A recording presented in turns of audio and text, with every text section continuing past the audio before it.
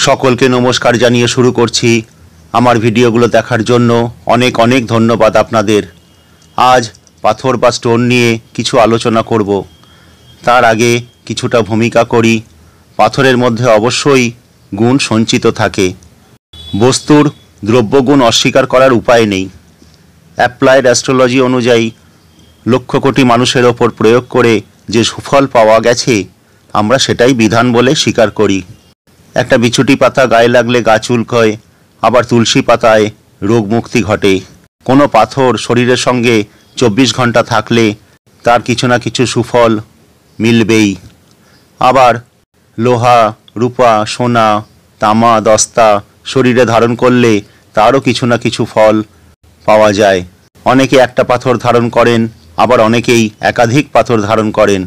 তবে একাধিক পাথর ধারণ করার ক্ষেত্রে খুব বিচক্ষণ জ্যোতিষীর পরামর্শে অবশ্যই পাথর ধারণ করবেন। পাথরের খারাপ প্রভাবও অনেক সময় দেখা যায়। শরীর খারাপ অথবা অন্য কোনো রোগ এসে জুড়ে বসে। সুতরাং এ বিষয়ে সাবধানতা অবলম্বন করতে হবে। অনেক মানুষ আছেন যারা অর্থের অভাবে দামি কবচ বা রত্ন ধারণ করতে পারেন না। রত্নের পরিবর্তে তারা কবচও ধারণ করতে পারেন। তবে কবচ অবশ্যই ধারণ করার আগে শোধন করে নেবেন। মনের মধ্যে বিশ্বাস রাখবেন আর ধৈর্য ধরতে হবে। এবার বলবো কোন গ্রহের জন্য কোন পাথর ধারণ করবেন। রবি নিচস্থ হলে চুনি ধারণ করবেন। যদি আপনার জন্মছকে চন্দ্র নিচস্থ হয়, তার জন্য মুক্ত ধারণ করবেন।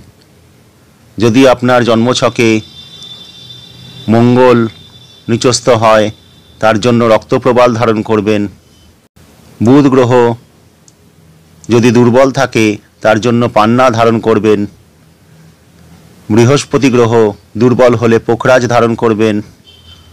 শুক্র যদি আপনার জন্মছকে দুর্বল হয়, তার জন্য হীরা ধারণ করবেন। শনি যদি দুর্বল হয় এবং আপনার জীবনে অশান্তি ডেকে আনে, তবে নীলা ধারণ করবেন। এই নীলা পাথর খুব সাবধানে ধারণ করবেন।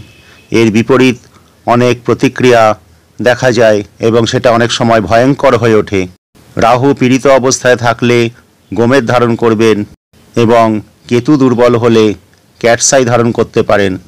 বিভিন্ন গ্রহ দুর্বল হলে পাথর এবং কবচ ছাড়াও আরও কিছু করণীয় থাকে, সেগুলো অন্য একদিন অন্য ভিডিওতে আপনাদের সামনে উপস্থাপন করব। আজ এই পর্যন্তই। আশা করি আপনারা সবাই ভালো আছেন। যদি আমার ভিডিওগুলো ভালো লাগে তাহলে অবশ্যই লাইক, কমেন্ট, শেয়ার এবং সাবস্ক্রাইব করবেন। এবং আপনার মনে কোনো প্রশ্ন থাকলে অবশ্যই কমেন্ট বক্সে লিখে জানাবেন।